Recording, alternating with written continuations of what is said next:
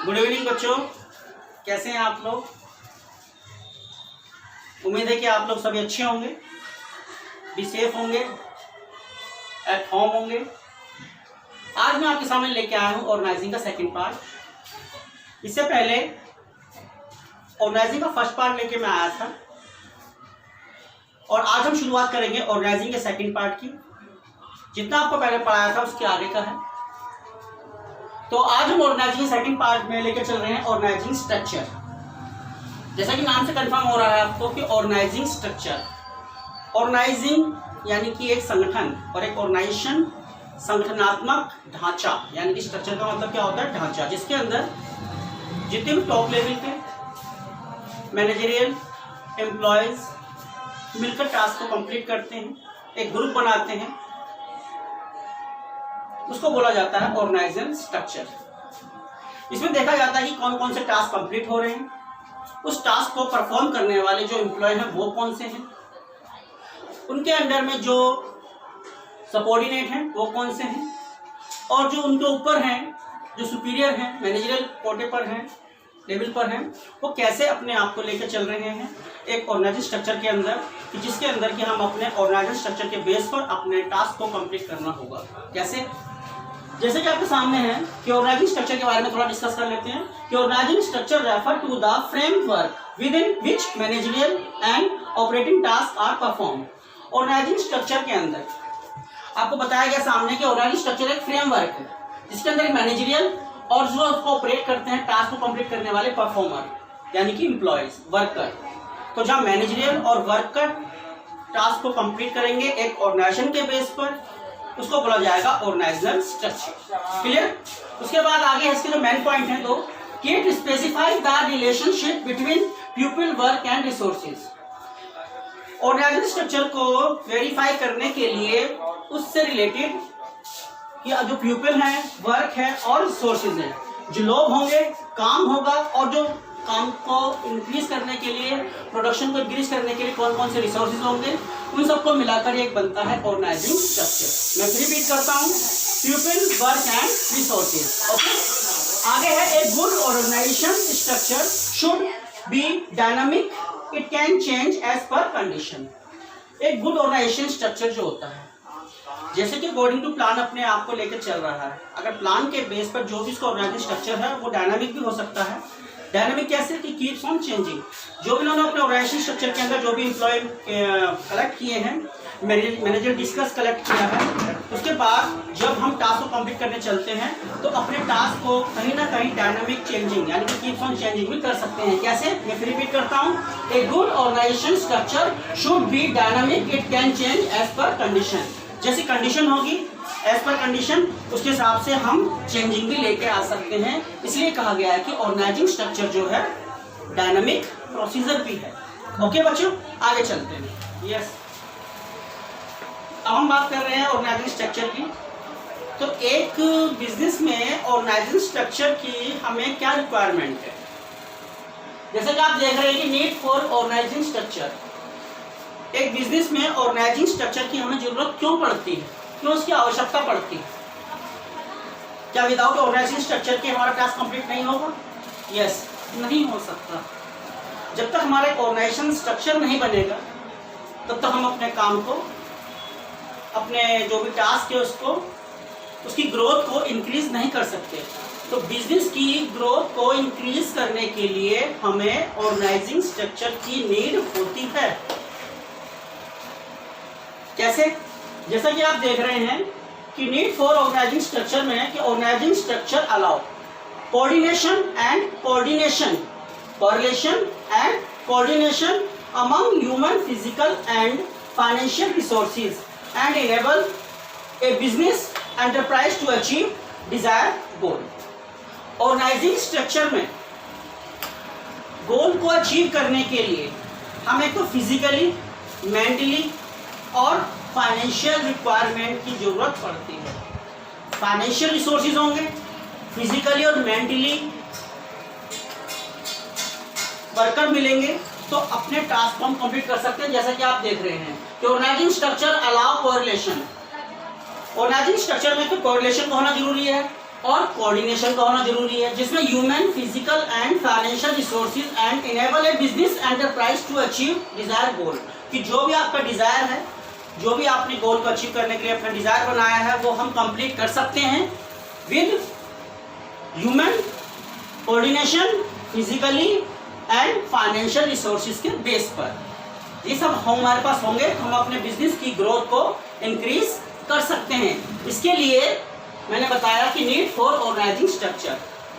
Business की growth increase करनी है, अपनी कंपनी को आगे अप लेवल पे लेके जाना है, हाई लेवल पे लेके जाना है, तो नीड फॉर ऑर्गेनाइजिंग स्ट्रक्चर की हमें रिक्वायरमेंट होती है। विदाउट ऑर्गेनाइजिंग स्ट्रक्चर के हम अपने कंपनी को हाई लेवल पर नहीं ले जा सकते। ओके, चलिए। यस, अभी आपको बताया था बेटा नीड ऑफ ऑर्गेनाइजिंग स्ट्रक्चर।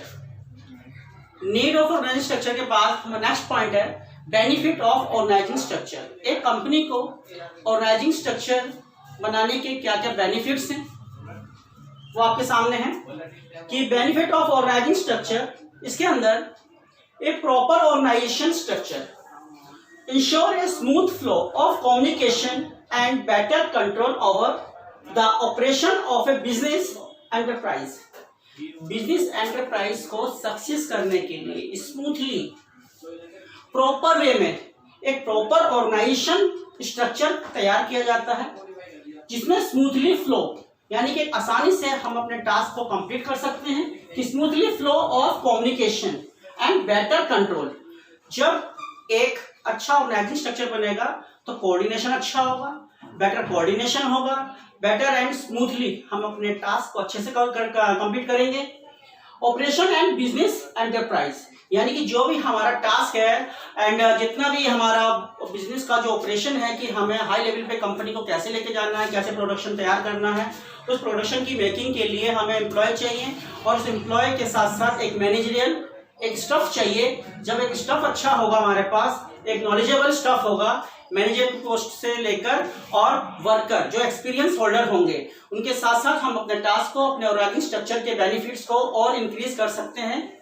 इसके लिए एक प्रॉपर ऑर्गेनाइजिंग स्ट्रक्चर प्रिपेयर करना होगा, जिसके अंदर वेल क्वालिफाइड मैनेजर स्टाफ होगा और एक्सपीरियंस होल्डर हमारे वर्कर होंगे, जिससे कि हमें एक ऑर्गेनाइजेशन के स्ट्रक्चर के लिए बेनिफिट इन फ्यूचर मिल सकता है। नेक्स्ट है आपका रेगुलेटिंग एंड कोऑर्डिनेटिंग। जब ऑर्गेनाइजिंग स्ट्रक्चर होगा तो रेगुलर वर्क होगा, कोऑर्डिनेशन आपस में बना होगा, तो responsibility and individual and department, और जितने भी डिपार्टमेंट होंगे उनको अदर डिफरेंट रिस्पॉन्सिबिलिटी दी जाएंगी।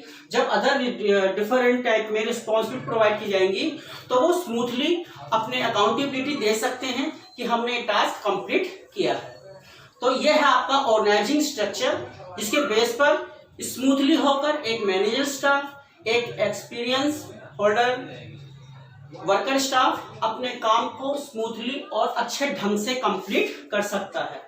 तो ये बेनिफिट थे आपके बेनिफिट ऑफ ऑर्गेनाइजेशन के। क्लियर? अब बेनिफिट ऑफ ऑर्गेनाइजेशन के स्ट्रक्चर के साथ साथ अब हम आगे बात करते हैं yes need for organization and benefits of organising structure के बाद क्वेश्चन ये है कि जो ऑर्गेनाइजिंग स्ट्रक्चर है उसको हम क्रिएटिव कैसे करेंगे अपने बिजनेस में। How is organization structure created?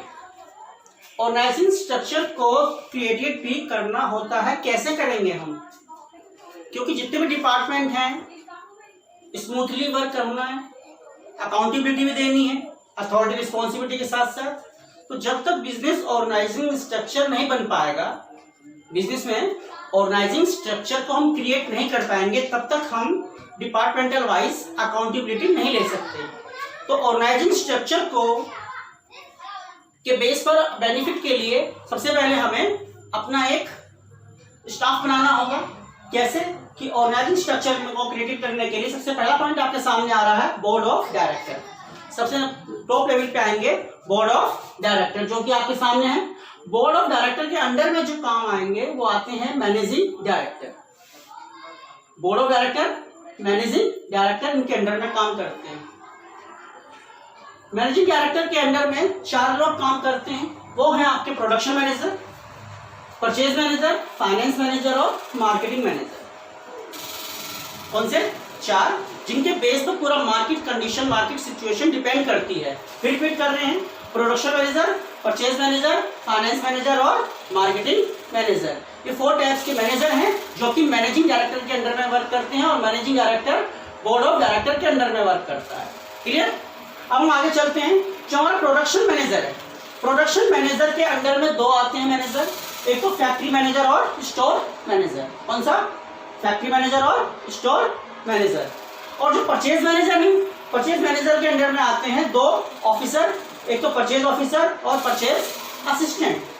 तीसरा हमारा है फाइनेंस मैनेजर। फाइनेंस मैनेजर के अंडर में कौन लोग काम करते हैं? फाइनेंस मैनेजर के अंडर में काम करते हैं accounts manager and audit manager. Number 4 है आपका मार्केटिंग मैनेजर। मार्केटिंग मैनेजर में 2 मैनेजर वर्क करते हैं, सेल्स मैनेजर और रिसर्च मैनेजर। तो ये सारा डिवाइड कर दिया गया है। अब क्वेश्चन ये उठता है कि जो हमारा फैक्ट्री मैनेजर है, फैक्ट्री मैनेजर के अंडर में 2 लोग काम करते हैं जिसको बोला जाता है फोरमैन, फोरमैन 1 और फोरमैन 2। तो फोरमैन 1 और फोरमैन 2 दोनों जो है काम करते हैं फैक्ट्री मैनेजर के अंडर में। ओके, और मैंने आपको बताया परचेज मैनेजर में परचेज ऑफिसर और परचेज असिस्टेंट, और फाइनेंस में मैंने आपको बताया अकाउंट्स ऑफ मैनेजर और ऑडिट मैनेजर, और लास्ट आपका मार्केटिंग मैनेजर में सेल्स मैनेजर और रिसर्च मैनेजर। ये पूरा क्रिएट करना होगा एक ऑर्गेनाइजेशन के अंदर जिसके बेस पर टॉप टू लेवल और टॉप टू बॉटम और बॉटम टू टॉप इंक्वायरी होगी। जो भी अकाउंटेबिलिटी देनी होगी तो टॉप टू बॉटम और बॉटम टू टॉप हो सकता है। विदाउट ऑर्गेनाइजिंग स्ट्रक्चर के हम अपने टास्क को कंप्लीट नहीं कर पाएंगे। डिपार्टमेंटली वाइज अकाउंटेबिलिटी देनी होगी कि कौन सा डिपार्टमेंट का कौन सा ऑफिसर कौन सा वर्क कर रहा है, कौन सा काम को कंप्लीट नहीं कर पा रहा है, क्या क्या रिसोर्स चाहिए, कौन कौन से पीपल चाहिए, क्या वर्क करेगा मैनेजिंग डायरेक्टर। मैनेजिंग डायरेक्टर के बाद 4 आते हैं मैनेजर, प्रोडक्शन, परचेज और फाइनेंस और मार्केटिंग मैनेजर। मैं फिर रिपीट कर रहा हूँ, सबसे पहला प्रोडक्शन, परचेज, फाइनेंस और मार्केटिंग मैनेजर। ये 4 डिपार्टमेंट हैं जो मैनेजर हैं जो कि मैनेजिंग डायरेक्टर के अंदर में काम करते हैं। फिर प्रोडक्शन मैनेजर में फैक्ट्री मैनेजर और स्टोर मैनेजर। परचेज मैनेजर में परचेज ऑफिसर और परचेज असिस्टेंट। फाइनेंस मैनेजर में कौन काम करते हैं? अकाउंट्स मैनेजर और ऑडिट मैनेजर। मार्केटिंग मैनेजर में काम करते हैं सेल्स मैनेजर और रिसर्च मैनेजर। अब डिस्कस करते हैं इसके बारे में कि board of director, board of director जो कि ऑर्गेनाइजिंग स्ट्रक्चर के अंदर अपॉइंट किया जाता है। बोर्ड ऑफ डायरेक्टर में जो अपॉइंट किए जाते हैं मैनेजिंग डायरेक्टर, मैनेजिंग डायरेक्टर में प्रोडक्शन मैनेजर देखता है कि क्या क्या प्रोडक्शन हो रहा है मार्केट में, किस चीज़ की रिक्वायरमेंट है, मार्केट में कस्टमर क्या डिमांड रख रहा है, उसकी डिजायर क्या है, उसकी वांट्स क्या है, उसके बेस पर प्रोडक्शन मैनेजर हेल्प करता है कि कौन सा प्रोडक्शन मार्केट में लाना है। परचेज मैनेजर ये तय करता है कि डिपेंड करता है कि भाई मार्केट में कौन सा प्रोडक्शन ज़्यादा सेल हो रहा है या परचेज हो रहा है, उसके बेस पर। नेक्स्ट आपका फाइनेंस मैनेजर, प्रोडक्शन बनाना है, प्रोडक्शन बनाने के लिए हमें क्या चाहिए, फाइनेंस चाहिए, तो फाइनेंस मैनेजर सारे रिसोर्सेज कंप्लीट करता है। नेक्स्ट है आपका मार्केटिंग मैनेजर, मार्केटिंग मैनेजर देखा जाता है कि मार्केट के अंदर कस्टमर की वांट्स क्या, उसकी डिजायर क्या है, उसके बेस पर ही प्रोडक्शन बन के तैयार किया जाता है। तो 4 डिपार्टमेंट हैं ये जो कि मैनेजिंग डायरेक्टर के अंडर में काम करते हैं। फिर आपका फैक्ट्री मैनेजर और स्टोर मैनेजर। स्टोर मैनेजर देखता है कि गुड्स जितना भी कंज्यूम किया गया है, जितना भी रॉ मटेरियल है, कितनी इसकी रिक्वायरमेंट है उसके बेस पर और कितनी जरूरत है, तो सारी ये कंज्यूम करता है आपका स्टोर मैनेजर। और फैक्ट्री मैनेजर ये देखता है कि उसके अंडर में कौन कौन काम कर रहे हैं, फोरमैन 1 और फोरमैन 2, यानी कि इसके अंडर में जो काम करता है, कह सकते हैं कि factory manager as a superior काम करता है अकॉर्डिंग सुपीरियर सबऑर्डिनेट फोरमैन 1 और फोरमैन 2। परचेज मैनेजर में परचेज ऑफिसर और परचेज असिस्टेंट। परचेज ऑफिसर पूरा देखता है कि हमने क्या क्या रॉ मटेरियल हमने परचेज किया है, किसकी रिक्वायरमेंट और कितनी ज़्यादा है, उसके बेस पर परचेज ऑफिसर को रिप्लाई करना पड़ता है परचेज मैनेजर को। परचेज असिस्टेंट यानी कि परचेज ऑफिसर को परचेज असिस्टेंट में ड्यूटी देता है कि कितना गुड्स मार्केट से हमें परचेज करना, क्या क्या रिसोर्सेज चाहिए, क्या क्या वर्कर चाहिए, कितना एक्सपेरिमेंटल मशीन चाहिए, एक्सेट्रा, ये सारी चीज़ें देखते हैं। नेक्स्ट आपका फाइनेंस मैनेजर में कौन सा बताया मैंने आपको, अकाउंट्स मैनेजर। अकाउंट्स मैनेजर पूरे अकाउंट को चेक करते हैं डे बुक के अकॉर्डिंग, कितना रॉ मटेरियल आया, कितना रॉ मटेरियल गया, कितनी कैपिटल की जरूरत है, कितनी रिक्वायरमेंट है, कितने वर्करों को सैलरी देनी है, कितना प्रॉफिट हो रहा है, कितना लॉस हो रहा है, कितनी लायबिलिटीज हैं, कितने एक्सपेंडिचर्स हैं, ये पूरी जिम्मेदारी देखते हैं अकाउंट्स ऑफिसर। नेक्स्ट है आपका ऑडिट मैनेजर। ऑडिट मैनेजर का वर्क क्या होता है, ऑडिट मैनेजर यानी कि जितने भी अकाउंट्स होते हैं उनको ये ऑडिट करता है। जो ऑडिट करता है उसको बोलते हैं ऑडिटर। जैसे सीए आपने देखा होगा, सीए क्या करते हैं, चार्टर्ड अकाउंटेंट अकाउंट चेक करते हैं, ऐसे ही होता है ऑडिटर। ऑडिटर क्या करता है कि जो सीए अकाउंटेंट चेक करते हैं इससे बड़ी लेवल पे होते हैं ऑडिटर। ऑडिटर क्या करता है, अकाउंट्स को ऑडिट करता है, चेक करता है इन्विजिलेटर के तौर पर, जैसे कि चेक करना कि कौन से अकाउंट में कोई गड़बड़ तो नहीं हो रही है। पूरी जिम्मेदारी किसकी होती है, ऑडिटर की। और ऑडिटर क्या वर्क करता है, ऑडिट करता है। क्लियर। नेक्स्ट आपका मार्केट मैनेजर। मार्केट मैनेजर में सेल्स मैनेजर। सेल्स मैनेजर ये देखता है कि भाई कितना मार्केट में प्रोडक्शन सेल हो रहा है, कितना प्रॉफिट हो रहा है, कितना बेनिफिट आ रहा है। ये सारी जिम्मेदारी किसकी होंगी, है सेल्स मैनेजर की, जो कि रिप्लाई करना पड़ेगा, अकाउंटेबिलिटी देनी पड़ेगी ऊपर जो भी इसके अंडर में, इसके अंडर में वो वर्क कर रहा है। नेक्स्ट आपका रिसर्च मैनेजर। रिसर्च मैनेजर का वर्क ये होता है, नहीं कर सकता क्योंकि डिपार्टमेंटल जब सब डिवाइड हो जाएंगे तो जो उनकी अकाउंटेबिलिटी किसकी होगी, अकाउंटेबिलिटी इन लोगों की होगी जो उसके अंडर में एज ए सबऑर्डिनेट वर्क कर रहे हैं। ठीक है बच्चों, तो ये सारे पॉइंट थे आपके सामने ऑर्गेनाइजिंग स्ट्रक्चर के। इसके साथ साथ मैं आपको बताना चाहूंगा जैसे कि ये सब डिपार्टमेंटल वाइज डिपेंड है, इसके बेस पर मैं थोड़ी कहानी सुनाना चाहूंगा आपको। एक कहानी क्या है, ये कहानी ये है कि एक बार एक कौवा जो था पेड़ पे बैठा हुआ था। अब जैसे डिपार्टमेंट अलग डिवाइड है ना, तो ये कहता है ऐसा काम ज़्यादा है, कहता है ऐसा काम ज़्यादा है, मैं इससे ज़्यादा अच्छा हूँ, ये कहता है मैं इससे ज़्यादा अच्छा हूँ, मैं ज़्यादा कंपनी को बेनिफिट दे रहा हूँ। तो उसके बेस पर एक छोटी सी एक कहानी है कि एक पेड़ पर एक कौवा बैठा था। अब कौवा जब पेड़ पर बैठा हुआ था तो जब जिस पेड़ पर कौवा बैठा हुआ था, तो कौवा जिस पेड़ पर बैठा हुआ था उसके नीचे एक साधु उस जंगल से, उस पेड़ के नीचे से गुजर रहा था, यानी कि जा रहा था। तो जब साधु उस जंगल से जा रहा था और उसको पेड़ के नीचे से निकला तो उसके माथे पर एक आंसू की बूंद गिरी। जब आंसू की बूंद गिरी तो उसने देखा कि एक कौवा पेड़ के ऊपर बैठा हुआ है। तो उसने कौवे से पूछा, क्या बात है भाई, क्यों रो रहे?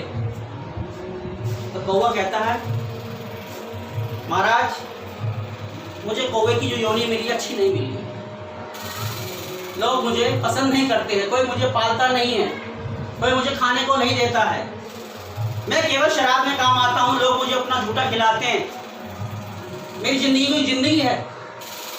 तो साधु बोलता है, बोल कौवे तुझे क्या चाहिए? तो कौवा कहता है, महाराज हो सके तो मुझे हंस बना दो, मैं हंस की ज़िंदगी जीना चाहता हूँ, वो बिल्कुल वाइट होता है, बढ़िया होता है, पानी के अंदर रहता है, ज़िंदगी तो उसकी है। तो साधु महाराज कहते हैं कि ठीक है तुम चलो, हंस के पास चलते हैं।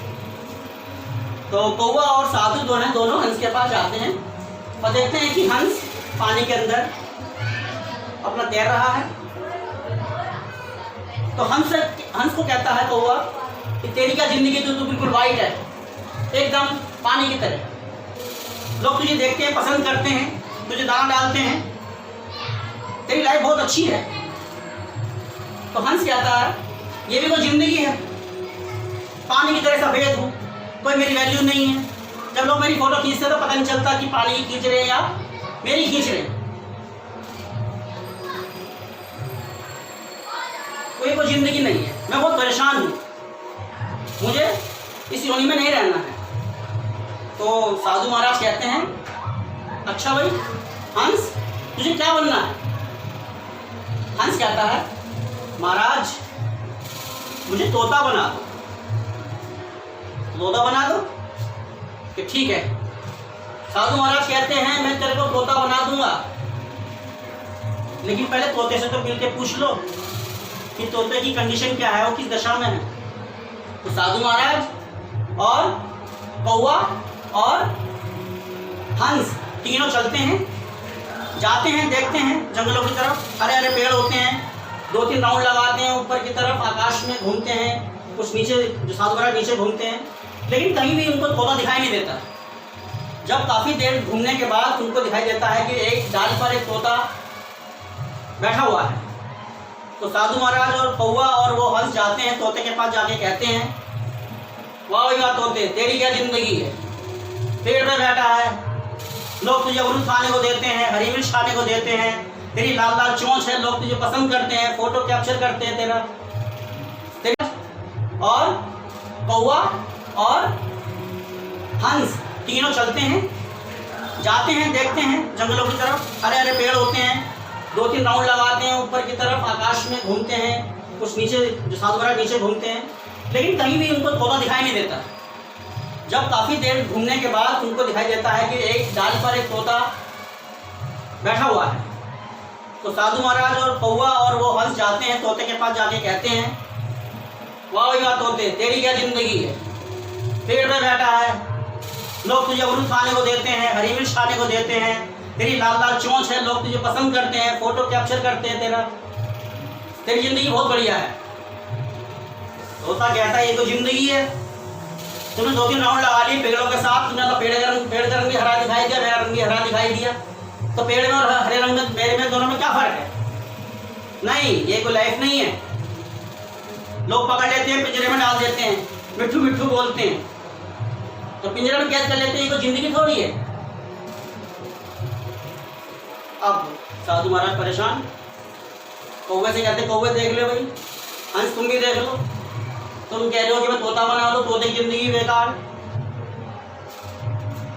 तो तीनों कहते हैं, कौवा भी बोलता है, हंस भी बोलता है और आपका तोता भी बोलता है कि महाराज ये योनि बेकार है, हमें इस ऐसी दशा में अपना जीवन यापन नहीं करना है। तो तीनों बोलते हैं, साधु महाराज हमें मोर बना दो।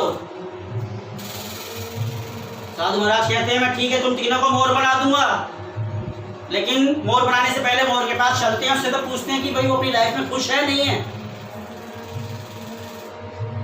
तो साधु महाराज, कौवा और हंस और आपका तोता, ये चारों चलते हैं मोर के पास। कि मोर, वाह वाह मोर, तू तो बहुत अच्छा नाच रहा है, ऐसा लगता है घटा बरसेगी, तू नाचेगा, लोग तेरी फोटो खींचेंगे, तू अपने मोर के पंख फैलाएगा, लोग तेरी फोटो कैप्चर करेंगे, नाचेंगे तुझे देखकर, ये देख के खुश होंगे, छोटे छोटे बच्चे भी तेरे को देखकर नाचना शुरू कर देते हैं, वाह तेरी क्या जिंदगी है। मोर ही कहता है, ये कोई जिंदगी है,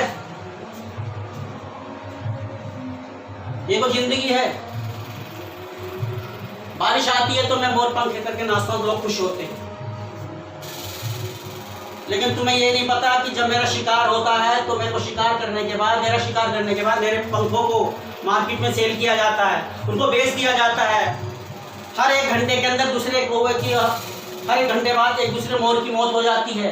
यहाँ शिकारी होते हैं जंगल के अंदर, शिकारी शिकार करते हैं और वो शिकार करते हैं केवल मोरों का ही, क्योंकि मोर के पंख मार्केट में सेल होते हैं, बहुत डिमांड है जंगल के अंदर। अरे जिंदगी तो तुम तीनों की बहुत अच्छी है, मेरी क्या जिंदगी खाक अच्छी है, अगले घंटे का मेरा पता नहीं कि मेरी मौत होगी या क्या होगा, मैं जिंदगी में रहूंगा या नहीं रहूंगा। तो तीनों सोच में पड़ जाते हैं। मोर कहता है, कौवे हम सब में से तेरी जिंदगी बहुत अच्छी है, तू भले ही काला है, लोग तुझे पालना पसंद नहीं करते, कोई बात नहीं, लेकिन तू सबसे बढ़िया है।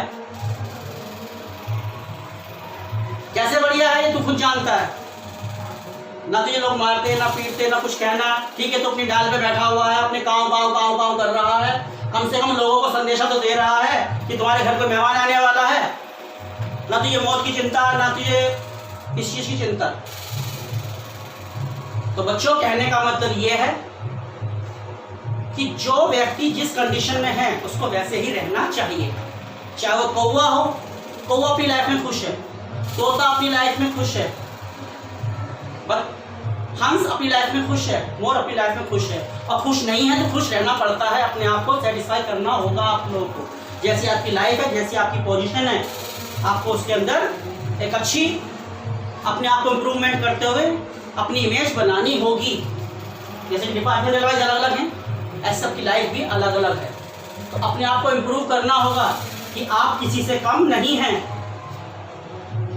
मेरी छोटी सी कहानी से आपको संदेश मिला होगा कि आप जैसे भी हैं अपने लिए बहुत अच्छे हैं, अपने पेरेंट्स के लिए बहुत अच्छे हैं, आप अपनी सिस्टर ब्रदर के लिए बहुत अच्छे हैं। तो मेरी सी कहानी के साथ आप ये चैनल मेरा जो है AVS कॉमर्स लाइक करते रहिए, और मुझे उम्मीद है कि आप ऐसे प्यार देते रहेंगे। और जो मेरा चैनल है एवीएस कॉमर्स को लाइक करते रहेंगे, सब्सक्राइब करते रहेंगे। मिलते हैं फिर आपसे, और इसी के साथ गुड नाइट।